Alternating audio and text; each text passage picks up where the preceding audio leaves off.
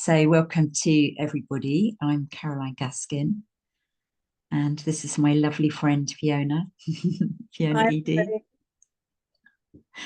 So nice to be here together. We've been talking for a long time about menopause between us, and we both work a lot with menopause, but we wanted to introduce ourselves a bit and how we got into doing what we're doing. We're both homeopaths, both natural health practitioners with a very holistic approach. So we don't just prescribe homeopathy, we look at how it is for you, how your lifestyle is, and there's a lot of contributing factors to menopause in general, and how menopause is now for us. So I'm just going to start off with just a little screen share, and a little bit about my life and how I got into doing what I do, just generally, with homeopathy, but also, in terms of menopause. So let's start from the beginning with a little bit about me. I'm going to ask Fiona to do the same. So if you're coming in, just now, we're just muting people as you come in, so we haven't got too much background noise. But I got into homeopathy really through having my children. And it's very common for women to get into thinking about natural health, and homeopathy is one of those natural health paradigms where women often come into it at times of hormonal change. So something has changed massively with pregnancy, and a lot of things are suddenly contraindicated.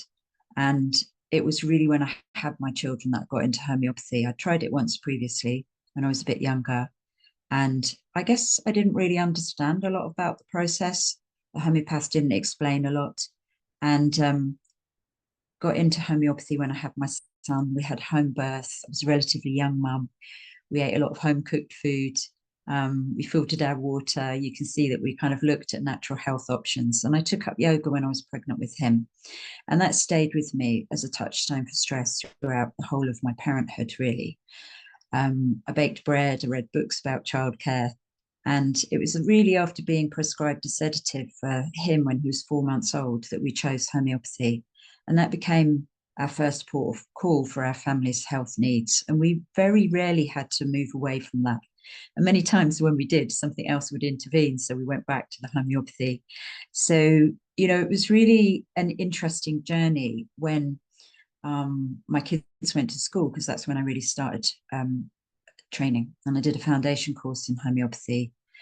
I studied holistic massage, anatomy, and physiology because we weren't really taught a lot about that as homeopaths back in the late 90s and into 2000. So I graduated in 2000.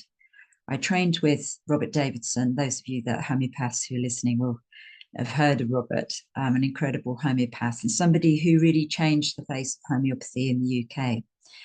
And I started practice in 2000.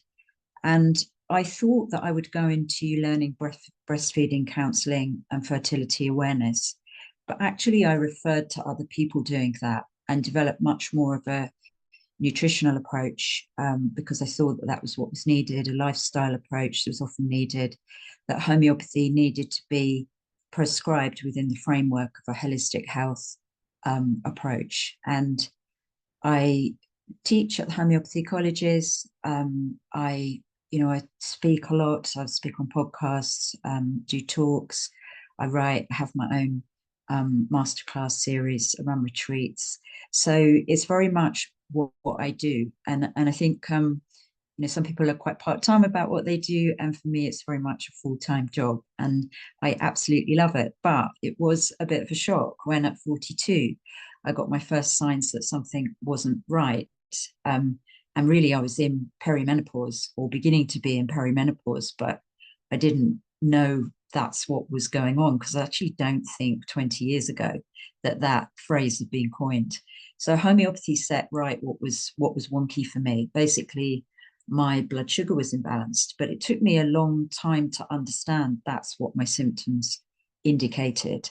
But nevertheless, homeopathy set it right. And it was only 4 years later, at 46, that things began to change quite dramatically. I started to shed hair. My kids were studying. I was going through a lot of stress with them, and my partner was away a lot. And I realized that I'd fallen into eating on the go and eating vegan. And I only realized that when I did a test with a friend on a bioresonance machine that showed that my capacity to metabolize proteins was really inefficient. And basically, my thyroid had crashed. So I'd pushed myself, my adrenals had got exhausted, and hadn't really kind of taken that into an account. And I wasn't eating food which suited my metabolic type. And so, my thyroid, which really had been showing me for a very, very long time that it was slightly out of kilter, but I didn't know how to read that. I didn't want to take mainstream medication, so I went in search of something else and got into all sorts of different aspects of health, as well as homeopathy. But we weren't trained in menopause and thyroid pathology, and not for our GPs, and GPs still aren't trained in those areas enough. So we're just on the cusp of an awful lot of change and transformation and learning about menopause itself. And that really is fundamental for me because, there are 34 symptoms now associated with menopause. And in spite of a healthy lifestyle, I pretty much had all of those. I even had burning mouth syndrome, and it manifested after I'd done a cleanse. So I was in a very fresh and very clean state, and I had a glass of wine, and that created this burning mouth syndrome, which is one of the symptoms of menopause. But, I was talking to a dentist recently who said she's the one that sees the burning mouth syndrome. Doctors don't see that. So much of what happens to us as women is not really documented. It's not really effectively studied. And I found that I came out of yoga, which had always been that touchstone for stress, more stress than when I went in. And in many ways, the signs had always been there. As I said, before my periods, I would feel chilly, I would get constipated, I would feel down. And now I understand that my thyroid was trying to tell me it was low and it needed support. And we weren't trained really to look for those symptoms. My body had kept the score, and it was trying to tell me sort of louder than ever that it needed support. And one of the things that Robert Davidson would say to us when we trained in training was, you can't take money out of the hole in the wall forever. I really needed to pay back. And so that's when I got into stuff beyond homeopathy. I got into superfoods. I did a lot more craniosacral therapy, cranial osteopathy, the treatments I went for. I got into restorative yoga because that restored me rather than pushing me into adrenal overload that the vinyasa yoga had been pushing me into. And that was, to be honest, that was a real shock to somebody who'd been doing yoga for 25 years. Suddenly it didn't work anymore. So I got into creative writing, remineralization, because demineralization is massive when you've got a low thyroid. Got into some healing, kind of healing the family story, learning to clear things out, getting clear about what nurtured me. So, it's that journey that really taught me such a lot and brings me really to today. So I'm going to just stop the share there, but just as a kind of introduction as to, because a lot of people have said to me things like, oh, you know what to do, you're a homeopath, so you've sailed through this. And I'm like, no, that's not necessarily true.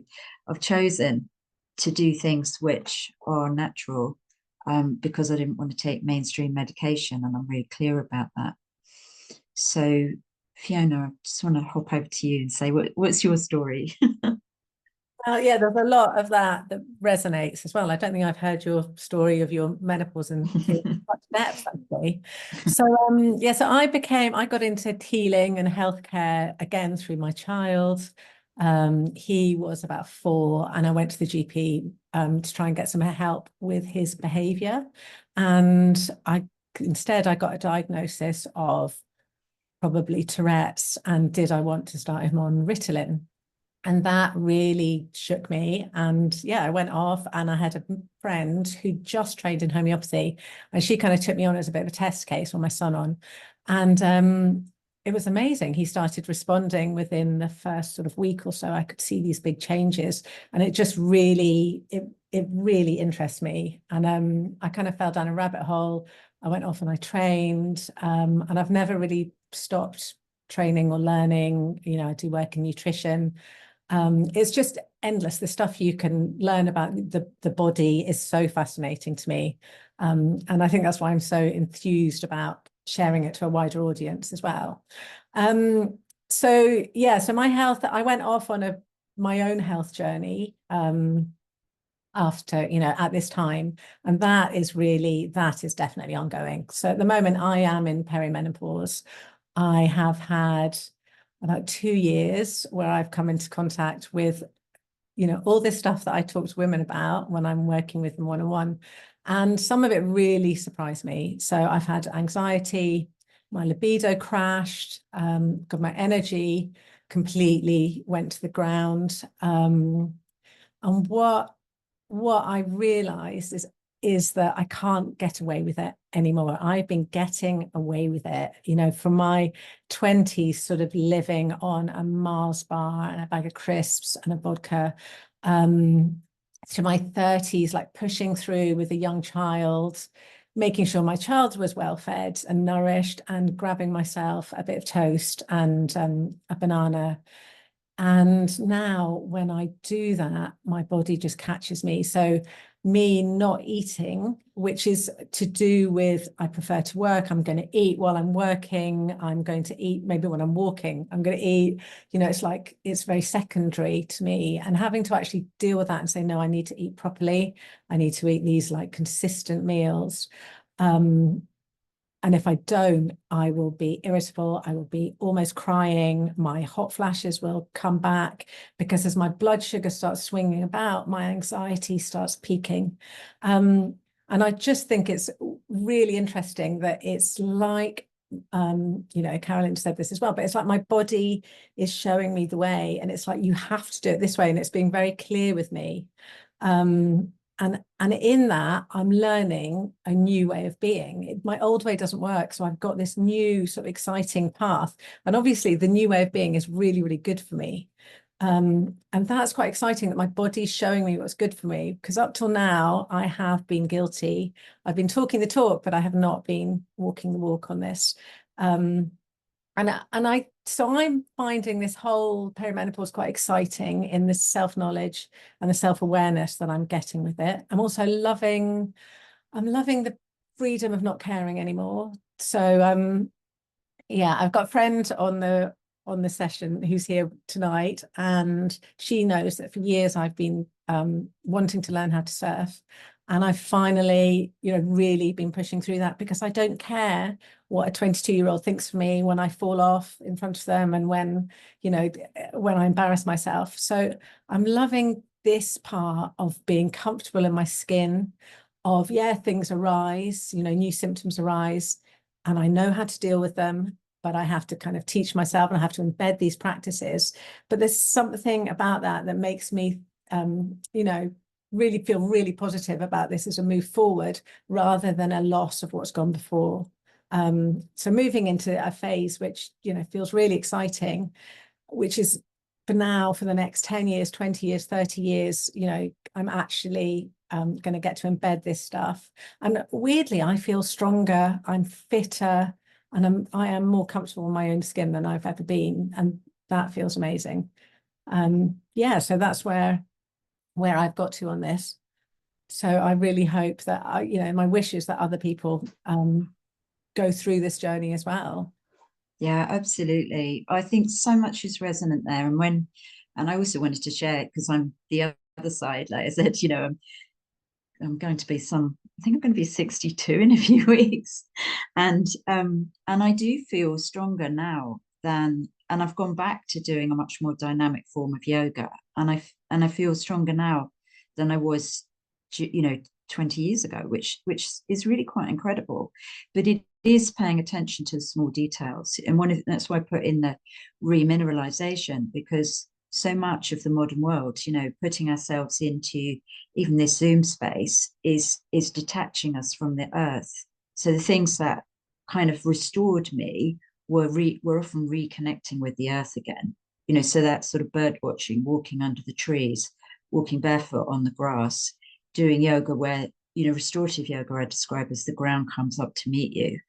It's not, you don't just flop like in yin yoga, which actually I could come out of yin yoga really, really tired. But restorative yoga kind of met me. And in that sense, I find it say, a much more adaptogenic form of yoga. So it's, and I'm amazed I can do a yoga form now, Ashtanga, which is much harder than perhaps something I was doing when I was much younger. And I really enjoy it. And then there are other things like, cold water swimming that's really helped, that really helped switch my thyroid on again, was that hot and cold showers, skin brushing, and cold water swimming. And I wouldn't suggest that somebody with a low thyroid jumps straight into a cold pond, but there are ways to build up to that so that your hypothalamus is regulating your temperature efficiently. And it's a bridge between the thyroid and the adrenals, and then we've got that balance again, which we should have, where organs are beginning to communicate with each other efficiently and effectively.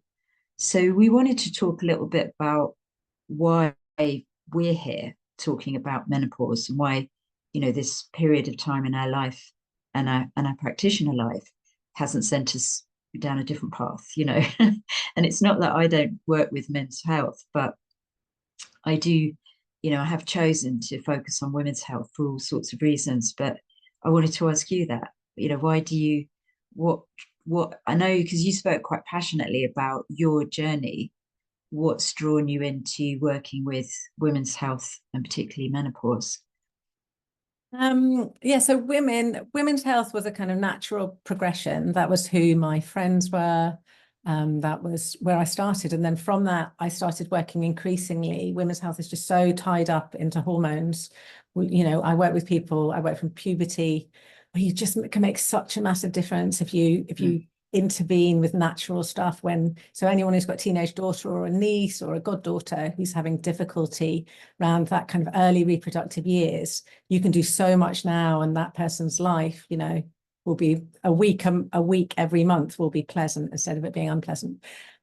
So I work reproductive health, and then more and more I just see women who are really looking for solutions in menopause and in perimenopause, because they're I think there's a kind of thing of like Googling, you're Googling a solution, you pop to Holland and Barrett and you buy something with the word menopause on it and it doesn't work. And then that's you with nothing. Then it's that or HRT. And I find that there's this really big gap. And that's what women are coming to see me about, around natural solutions that actually work and that they can be supported with, because otherwise it's it all feels a bit random at the moment. I think that I feel like we get a lot of received wisdom around about, like what to feed your baby or what to do when you've got flu. But I think there's a real lack of received wisdom from our mothers, from our aunts, whoever we've got in our life as older women role models. They're not telling us how to manage menopause. And, there is a reason for that, in that our symptoms now are worse. And that's coming out there's a big study in America called the SWAN study. And they've been comparing women's menopause symptoms since 1918. And they've sort of tracked these like for like, women, they take out the smokers, they take out the people with excess BMI, and you're seeing that women's menopause symptoms, particularly hot flashes, are actually worse now than they've ever been. But I think there's a bit of gaslighting around that. Like, why are we complaining when our mothers didn't? They just put up with it and they suffered through it. But I think perhaps some women did, but perhaps a lot of women didn't have difficult menopauses. And so we're not told, no one's ever told me, like, this is what you do at menopause. And I'm the one, giving people advice in the pub. I don't find that other people are sharing back to me, oh, I've done this and this really works. It feels like in the natural space that people don't really know how to make things work, and that Google isn't throwing up what we need. Oh, and actually, one more thing on Google is, I've read this great stat. Menopause is Googled 10 times as much as fertility, but the information on menopause takes up 25% less space than fertility does. So, what that means is everybody's on there looking for answers, and people are not getting very good answers. So that's my sort of passion in working for women, really. And Caroline, you are someone else who, obviously, you've done so much work to bridge this menopause gap. that's out there. So my question back to you is, how did you get into menopause? And I know you've done some work with Meg Matthews, so if you could tell us a bit about that as well. Yeah, I mean, in many ways, one of the things that keeps kind of like crashing over is this thing that all of this is still very early in the conversation, yet things are happening very fast. And that Swan study is fascinating because it's one of the few studies and areas where we're actually seeing what is really happening, because studies can be skewed, and so the statistic is something like 50% of women have hot flushes, but where does that information come from? Who actually goes to their doctor with hot flushes? Because we all know that's going to happen with menopause. And like I said, with oral symptoms, we're going to the dentist for that. Where is that recorded? How is that even acknowledged? Is it acknowledged? And so what really got me, I suppose, going right back to the beginning of my practice, I realized that there was a very great need for information to be delivered about all sorts of general stuff. So if somebody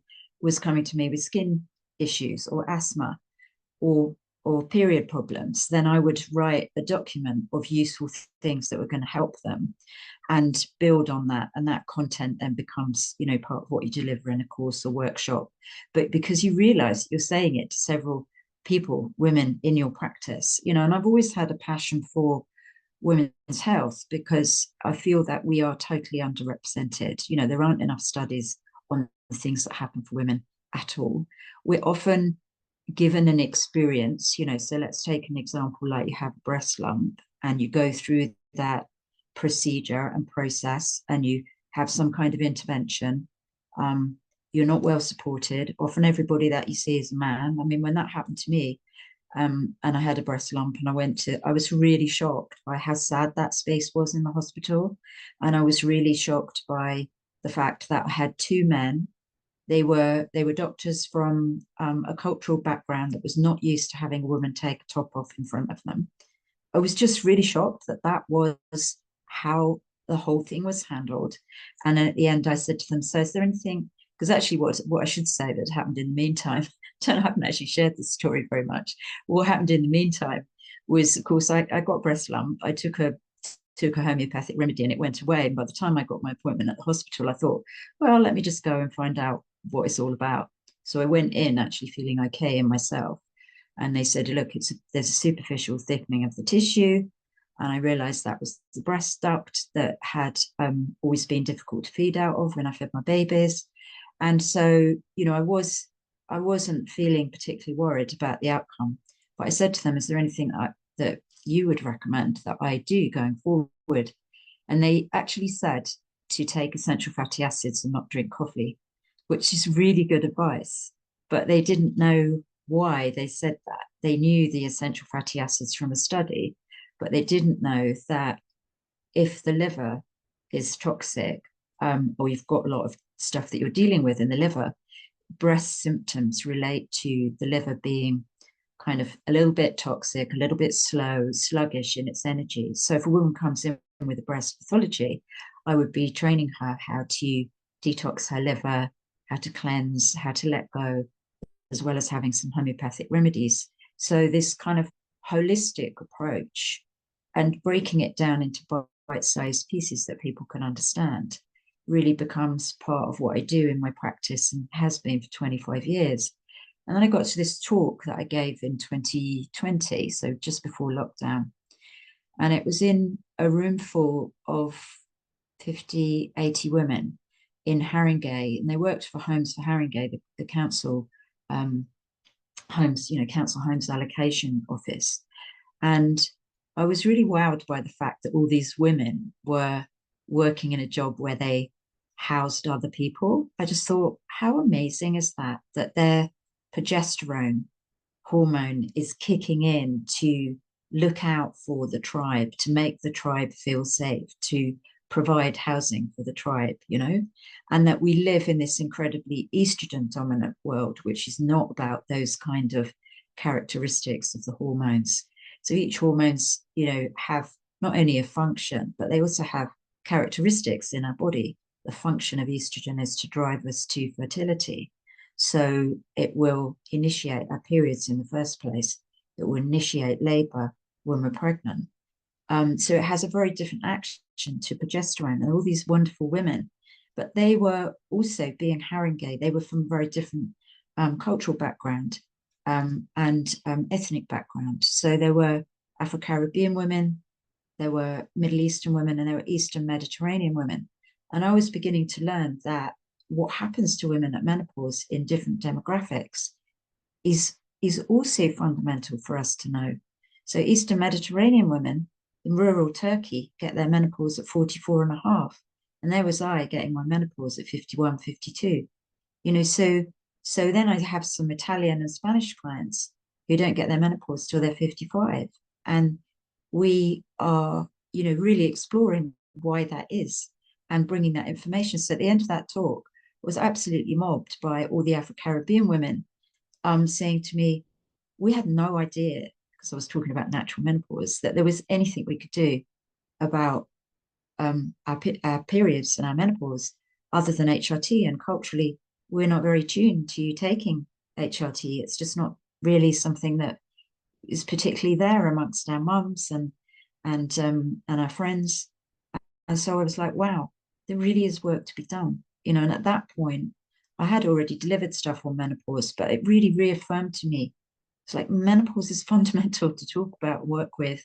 And that's what I'm going to run with at this point in time in my career, So yeah, really fundamental. And so from that, and prior to that, I suppose from about 2015, I started to do short courses and workshops, disseminating that information that I feel that everybody needs. And one of those was managing menopause naturally. And I kind of taken that out to a lot of places.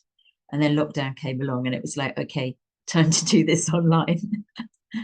And then CHE Online, launched some of their health professional courses. So, there's space in which to deliver this information at lots of levels, whether it's 45 minutes, whether it's a course, there's lots of options. I wanted to ask you though about tests, because increasingly I get asked by women about tests. What tests can I have? And there are tests we can do in pre-menopause, perimenopause, post-menopause for all sorts of different things. And in America, they've kind of gone test mad with functional medicine. But you work with the Dutch test. So I just wanted to ask you to share a bit about that and how its value throughout the different stages, really. Yeah, so Dutch stands for dried urine test. So that's the first thing to say about it. It's got nothing to do with Holland. And so it's a hormonal test which you can do in pre, peri, post-menopause. You can also do it, for reproductive health and fertility as well. The thing that's great about this test is that it's really comprehensive. So instead of it just picking up on sex hormones, it looks at as much information as it can. And it's looking at your urine because it's a bit like looking at the exhaust pipe of a car. You can tell what's been happening in the engine by what is being produced in this sort of end stage. So it shows you not only where your hormone levels are, but it also shows you how you're breaking them down. And breaking down your hormones, particularly estrogen, is really, really crucial, because if you are somebody who breaks down your estrogen poorly, down a specific pathway, that is the pathway that is very linked to breast cancer and to changes in your DNA. So the reason that Dutch is really outstanding is that it looks at this metabolite. And so if you're somebody that is on HRT or taking HRT, so thinking about taking excess estrogen into the body, you need to be really sure that you're breaking down your estrogen properly, because otherwise you're not breaking down your natural level. And then when you take more on top, you're going to end up with that recirculating in the body and sort of becoming, essentially a sort of toxic sludge. So I would encourage anybody thinking about HRT or on HRT to have the test. But for For anybody else, the test, you do it over a 24-hour period. So you do 4 different tests. So you sort of, pee on a bit of paper, a bit like doing a pregnancy test, and then you post it back to the lab. So it's really easy to do at home. And you get back results which show what your cortisol's doing, what your neurotransmitters are doing, your vitamin levels, and also your key estrogen, progesterone, testosterone, and DHEA. And I think a good way to show how useful it is if I had 2 women, roughly the same age, both present with very similar sounding symptoms. So they both had 0 energy, depression, anxiety, absolutely no libido, and they were both gaining weight at a rate that didn't make any sense for what they were eating.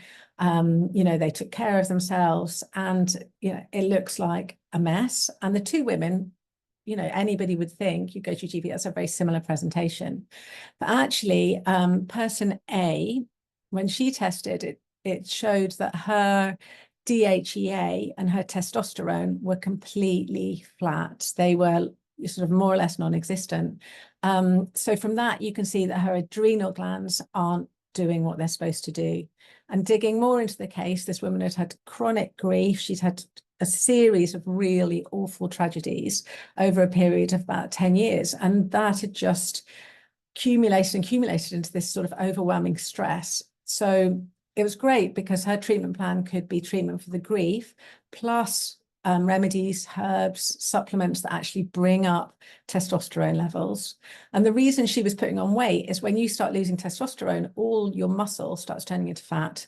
So, it was sort of out of her control. And as soon as, she started working on this treatment plan, she was back on form really quickly. Person B, same picture, but with her, she was on HRT. She'd been going back to the GP and saying, I feel terrible. And the GP said, take another squirt, take another squirt. It was a pump estrogen, and nothing was resolving this. And with her issue actually was that the amount of estrogen she was on was incredibly high, way out of safety range, because she couldn't metabolize estrogen properly. So she wasn't breaking down her natural amount. Then she wasn't breaking down what she was getting from her doctor. So she was in this real sludge. As a result, she was laying down loads of fat. When you lay down adipose tissue, your fat cells actually produce estrogen. So then you've got a situation of excess estrogen coming in, her body creating tons of estrogen, and the whole situation spiraling. So with her, she was able to take the test results back to the prescriber, talk to them, get the dose right down, and start working. With her, she'd had a child on the autistic spectrum. She had absolutely years of, being pretty much burnt out. Her cortisol was really flat, and she again needed adrenal gland support, and that resolved. And in the first month of her prescription, she lost a stone without trying. Just with taking supplements and just with following some fairly simple health protocols around eating, and obviously having gone back to the prescriber. So it's a really interesting test if you want to know what's going on, and especially if you're somebody who responds to like seeing things in black and white. If that makes you stick to improved eating or exercising or mobility or whatever it is, then I definitely encourage it. But you can do fantastic work without it, absolutely fantastic work. Your symptoms are your guide. But it is there as an option for anyone who's interested. Yeah, there's a couple of questions actually about it that have come in all around what we've just been talking about. And one is for the Dutch test, do we need a particular time to do it in relation to the period? I think that's the question. So when's the best time in the cycle to take it? Yeah, there is you're given a series of days to take it in your cycle, which are post ovulation. So you do have to be quite certain that you're ovulating. And if you're not certain, you can buy ovulation sticks. I think there are about 50 of them, cost about £5. And then once you've ovulated, you basically wait a couple of days, and then you're given the exact day and you take the test on that day. So it can fit around your cycle, whether it's short or long. Mm-hmm. How about anovulatory or irregular cycles or postmenopause? Yeah, so postmenopause, hysterectomy, That's all fine. It's all part, they factor all that into the data, and they would be looking at post-menopause levels there, because it's not that your hormones do not disappear. Yeah, exactly. Levels, so you've still got hormone levels that can be tracked and measured and see how you are faring, basically. And also you get all this information around about your cortisol, what your stress is doing to your hormones. You know, if there's anything that makes you really change your lifestyle, I think those results do. Yeah, absolutely. And then someone else asked, it's just because some of the messages are coming in, this is direct to me, so I'll just put this to both of us really, but is it a toxic liver that stops a woman from metabolizing estrogen? It's part of the conversation, or not just toxic, but a liver with a heavy load is one of the things that I would say. And then, as you said, you know, it can get wired into our DNA that we can't metabolize estrogen well. And I'm questioning at the moment, looking back to our mother's generation and our grandmother's generation, and the use of a hormone, diethylstilbestrol, DES, which was given to women routinely during pregnancy to allegedly to prevent miscarriage, but actually for quite a lot of other reasons as well. And that we know can manifest in cancers in the next generation, you know, the next generation and the subsequent granddaughter's generation. It can manifest as polycystic ovaries.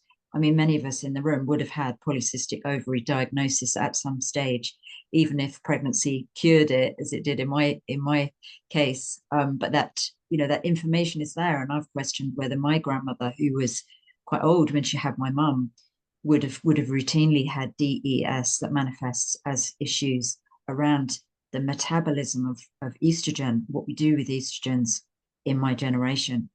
You know, and I think there is an awful lot of information that we don't have access to. And again, that kind of brings me back to feeling that, you know, women's rights, vindicating we need more studies, you know, to be done as to why we've got so much going on that is regular. And I just want to add to that, because, you know, because I come from a place of where I was taught about looking at 20th century and 21st century toxins and looking to the environment and reducing some of those mitigating factors for toxicity, for change in our hormonal pattern. It's very easy for us to get kind of stuck into one area and say, we need to change something about my diet. Well, we might do, but we might also need to change something about our environment and about the way we live our life in order to navigate menopause naturally. And so it sort of brings us back to this holistic approach, which is held, you know, both by ourselves and practitioners and people around us. Yeah, and I think I would say one of the things about menopause is it shows you where your body's been. So your own hormonal health history is so important at menopause. Really getting an idea of the artificial hormones you've taken, of, you know, going right back to when you started your periods. How was that journey for you? Is really important. And actually that's something that we're factoring into the course, is to work with the women on the course so that they can assess their own hormonal health journey. Because I think once you get your head round where that's been, that really unlocks a lot of information around how you need to behave in menopause, what you need to be, which toxins you need to be taking out, what's built up, what's been sluggish and has taken the toll of. It can be toxins, it can be emotions, but it all comes back for us to look at perimenopause, and it's really interesting. And I think really for the course as well, you know, Carolyn and I see women and we see what works. And it's been such a great process for the two of us coming together and synthesizing all of the things that we know work and working them down into a universal protocol, so that instead of working with somebody one-on-one, we know that there are specific things that work for everybody. And Carolyn, you talking about the liver, and you know, every woman we see, we're going to pretty much put on a liver cleanse. So the first stage of the course is starting off with that detoxing, cleansing, and then moving through. Once the system is clean, it can start to absorb things. So that's why we really wanted to bring together the best of what we do, the lifestyle, the nutrition, and the homeopathy, and make that into a package that is quite short, that is quite affordable, and that you get guided through. Because I'm Caroline, I don't know about you, but I find that when I work with women and they do what they follow the suggestions, the results are amazing. But with some women, I'll see them and then I won't see them again for 8 weeks. And I don't really know what's happened in that time. Mm. Yeah. Yeah, absolutely. I think that's something that, you know, for me, when I'm working with women, I often say, I'd like to see you in 2 months' time, you know, after 2 cycles, if we're in a menstruating phase of our life, after 2 cycles, because then we can really see what's happening at the period. But I then put in, you know, please get in touch if you've got stuff that you are concerned about, or, you know, you don't understand, or, you know, things come up. And then we might go for that next, you know, that follow-up appointment. And I find that, you know, things haven't been put in place, or things have cropped up that have been difficult to deal with. Some other symptoms have arisen. And actually, you know, that's what's so great about a course space where we've got a weekly check-in, where we can say, this is coming up for me, and we can signpost to what's needed, you know. And I think and sometimes your clients go away and you don't see them for ages, and actually a lot of things are sorted out, you know. So we all move at different paces as well, and I think that's something that we have to take into account as well. But yeah, I think it's frustrating to deliver some information and not really know where it goes as a practitioner. But then as the person who is seeking solution, it's like you want to be held by the space, and it might be all sorts of things that prevent you from engaging in that space. And sometimes it's cost. You know, people say, oh, it's very expensive to do this. And it is very expensive to go off and buy a whole load of menopause supplements that don't really do anything for you. So you want that to be appropriate to you. And yet, how do you find that information? You know, that and I one of the things that I kind of jotted down earlier was, you know, we can go from a very diffuse place where we are confused because there's such a lot of information out there. You know, and I have a Facebook group, which is a free space for information, basically. And as that Facebook group grows, there's less intimate connection and conversation and genuine support for that person who's asking the question. What actually happens, because the group is full of people who want to help, of course, is that the person asks a question and gets 20 answers, which is exactly the same as going on Google.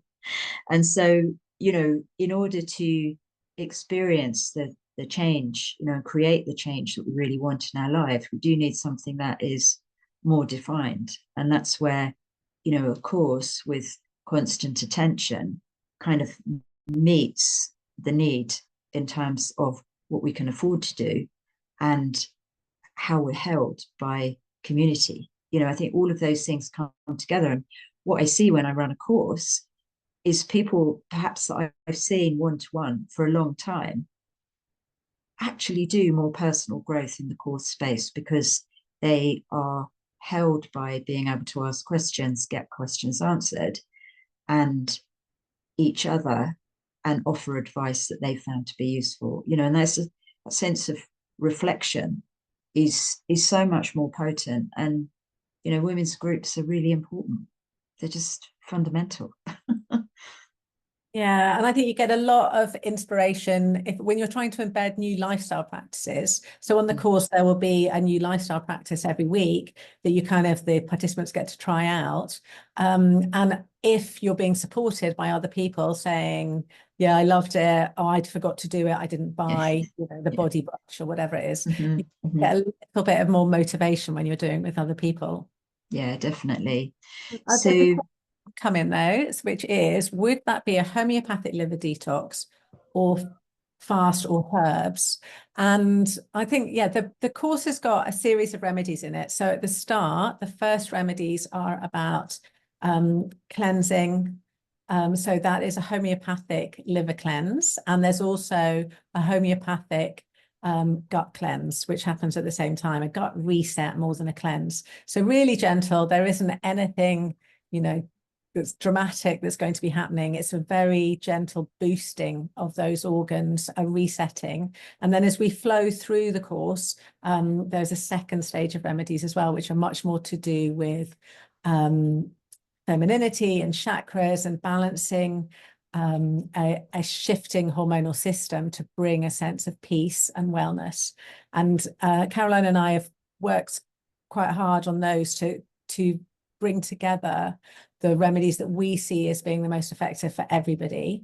And there are absolute favorites that we know get good results. And we've also worked up a protocol of supplements, which was, that was quite grueling as well.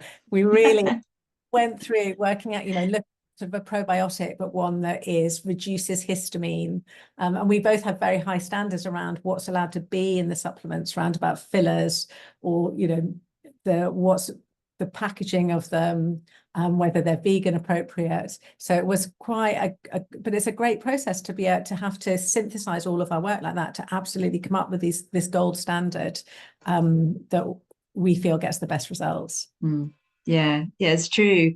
And it's an endless kind of study, because there's always new things on the market. For a really, really long time, I've been looking for an oral magnesium which meets the needs of my clients, and there's new studies come out all the time. And it's like, okay, now I've found it. I've found something that I'm comfortable with recommending to clients to take orally, because fillers and binders upset the gut, and the gut is so sensitive at menopause for all sorts of reasons, and so women will say, I'm getting rashes, I can't tolerate certain foods. Somebody's put this in the chat here, talking about weight gain, brain fog, bloating, sweating, all signs that the body is not eliminating efficiently, and that could be to do with inadequate processing of estrogen. So should we just put up a little bit about the course itself? So some of you will have had the course link maybe as part of an email or seen it in social media. I'm just going to screen share just so we've got a few details. Let's see where I have got to.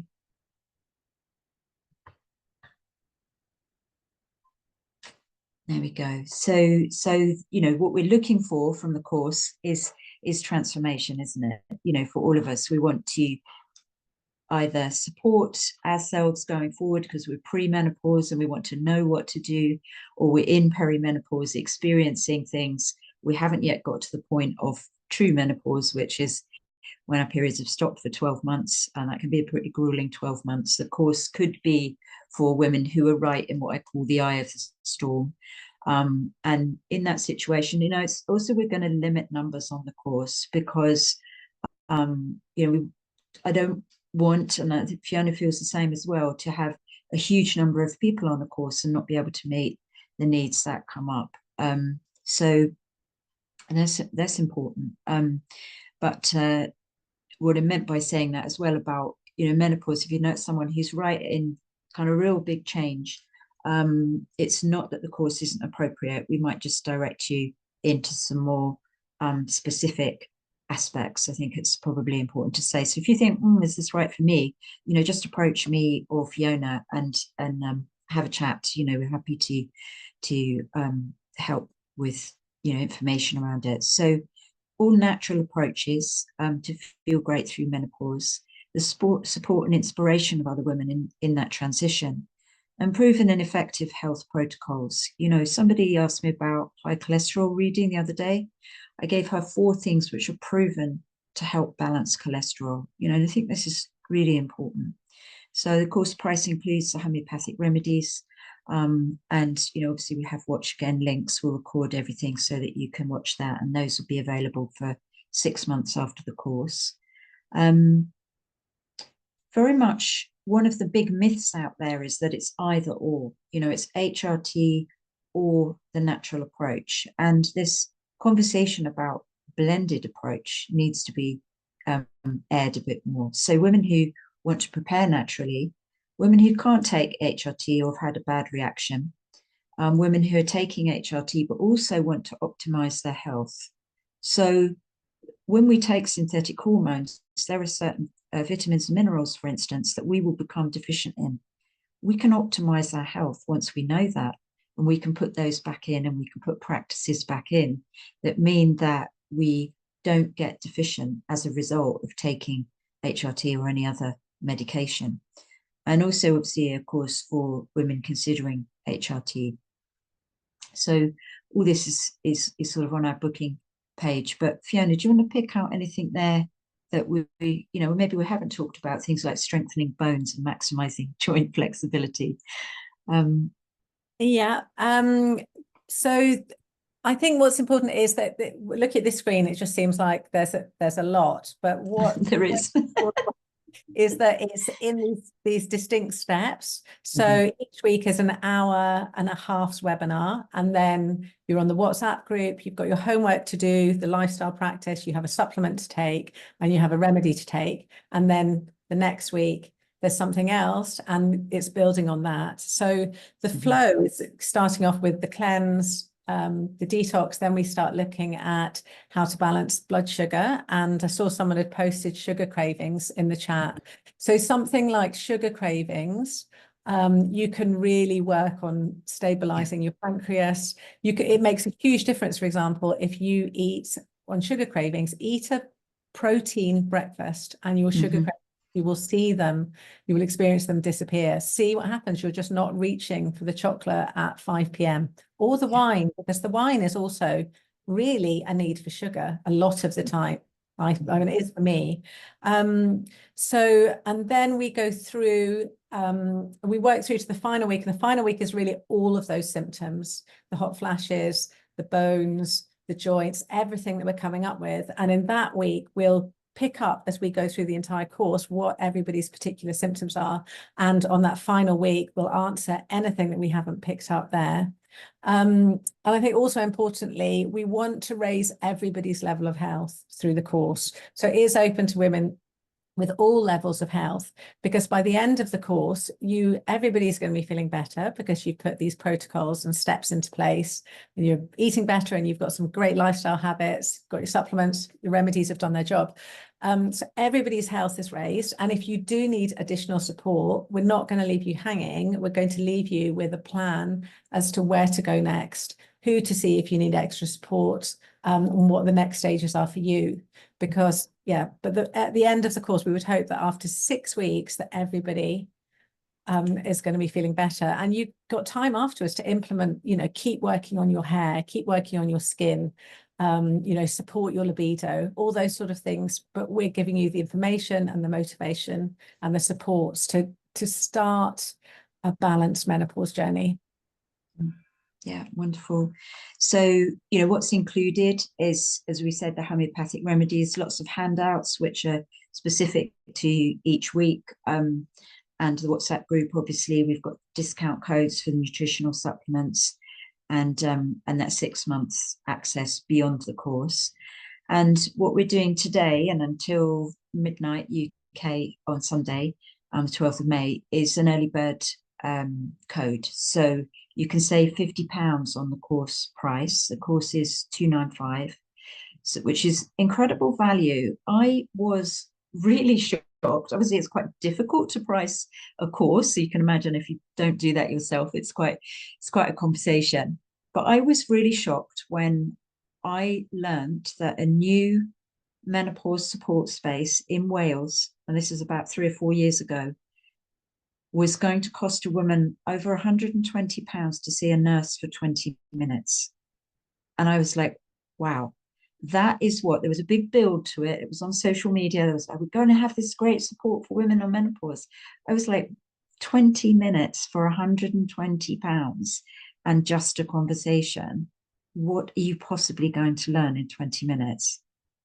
I don't know what the upshot was of it, but yeah, so we're really we're really keen to bring something of great value that you can access again and again, and make sure that you are well supported beyond the course.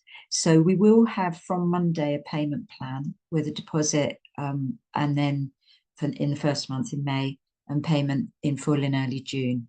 So, and I honestly want to say this is my best kind of offering for a natural menopause, and I know that Fiona feels the same, because the one-to-one space is great, but it doesn't always meet all of the needs that we have, and one of those big needs is the group space. Is there anything you want to add there, Fiona? No, nope. I just want to say that I'm really excited about it. I think we're both limited by the number of women we can work with one-to-one. Yeah. So being able to actually work with women in a wider space, even though it is quite a limited number of people, I find really exciting. So I hope that some of you will join us, because it's going to be a really interesting 6-week process. Yeah, someone's just asked, and I think this is a good question: is the course relevant for postnatal women too, postmenopausal women? I would like to say yes, but what do you think, Fiona? Because I think there's so much learning in that. If I didn't do the things that I put in place in menopause, I would, my brain, my bladder, my bones would be talking to me by now, and they're not. I'm 10 years post menopause, and it's the things that we're going to teach are the things that I think we need to keep with us for the rest of our lives, So we will cover things like brain fog, we will cover things like sleep, we will cover things like making healthy bones, which are the issues that I most commonly see in the postmenopausal period. And if you're postmenopausal and you're listening to this and you've still got hot flushes, then definitely the course is going to support you, because you're carrying some of those menopausal symptoms with you that should have been put to rest. And so in that sense, yeah, definitely postmenopausal could be really helpful. What would you say? Yeah, I think it's all a journey. This is all a journey that we keep learning, and we keep the symptoms pop up, and we learn how to manage them, and we learn something else about ourselves. So if anybody's open-minded and willing to learn, then every time you learn and put that into place, that serves you for the rest of your life. And that, I think that's what this is about. It's about the self-knowledge, really deep self-knowledge, about how to be well, be vital, from now. Yeah, absolutely. And somebody else just asked, who offers the Dutch test? And I just want to say that Fiona offers the Dutch test. So whoever that was that asked that question, feel free to get in touch directly with Fiona, because it's absolutely fascinating. I'm just going to look to a couple of other questions we've got before we finish. Great webinar, thank you. Love to sign up. Is there a link? Yes, Fiona, can you make sure that's in the chat box? And I will just look at the next question. Sarah asked, is this course relevant for women forced into a synthetic menopause and women taking letrozole, which causes similar symptoms? Yes, but we might signpost you to some extras if needed, is what I would say there. Does that sound fair to you, Fiona? Yeah, I think it would be a case of working through the 6 weeks, raising your health, and then we would say, this is where you need to go for extra support if you still need it after that. Yeah. So that link, I think, that Fiona's put in, let me just have a quick look, yes, that's a link to the course. And I'm just going to type the code in there because I did put it up on the screen. It's just early bird Meno, and that will give you £50 off the price of the course. So if I can press send. There's just one more question. Can this be followed carnivore diet, no fruit and veg? And I would say yes to that. Yeah, it's really interesting. I've been talking about that today. Actually, I did a little post that's going up at the weekend in one of my Facebook groups. There was another question there, just scrolling back through. Let me just see. Is there a link? Do you offer the Dutch test? Unbelievable price, thank you. Which brand of magnesium would you recommend? is something supreme. You have to come on the course and find out. It's not called Love Supreme. What is it called? It's called Magnesium Supreme, Yeah. and it's very similar. Like, I think they actually copied Clive de Carle's Magnesium Mix. So for anyone Oh, who is it doesn't, similar to his? Because I yeah, was looking at his. His is very good. His is excellent. or Clive de So Carle. yeah, Right. He's an amazing yeah, nutritionist if anyone's interested, and his he's blend of fantastic. supplements are Yeah, fantastic, but a yeah, little pricey, which is probably fine. But Magnesium Supreme, same yeah, balance, and yeah. yeah. And someone's just asked as well, would we recommend a liver cleanse for somebody post breast cancer treatment? And I would say absolutely. Don't dive straight into something like Andreas Moritz liver cleanse because it's too harsh. But starting gently, talking to your liver, getting friendly with it, and then you can move on to more rigorous cleansing protocols. But absolutely, if anybody's been through any kind of chemical treatment, any surgery. I mean, it's amazing what they use in surgery, the amount of medications and drugs, and if they don't get, I mean, one of the things that I attended a long time ago was a friend's cesarean birth in the days when the birth attendants could go into the room. And it was amazing. So I was gowned up. I had the little hat on. I had the little blue covers on my shoes.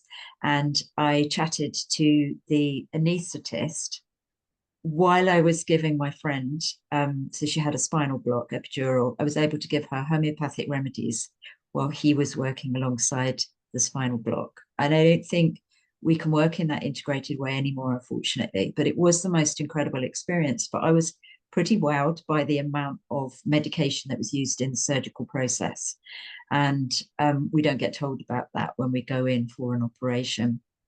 And then, of course, we might know something about drug treatments, if we have a kind of chemical protocol for, any kind of operation or post-operative care.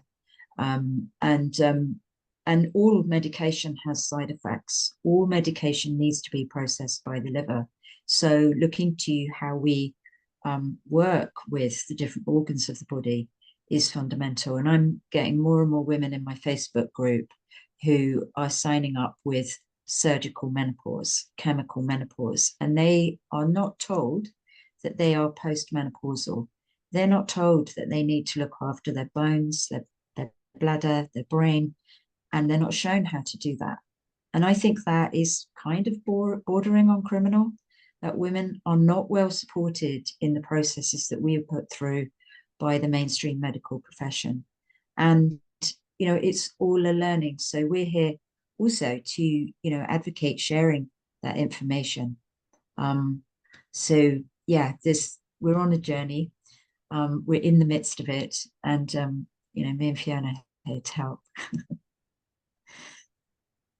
So thank you, everybody. Oh, chemical menopause. Sorry, Sharon's just asked me. Chemical menopause would be where you're given some kind of medication to stop your periods, and it's usually to do with cancers.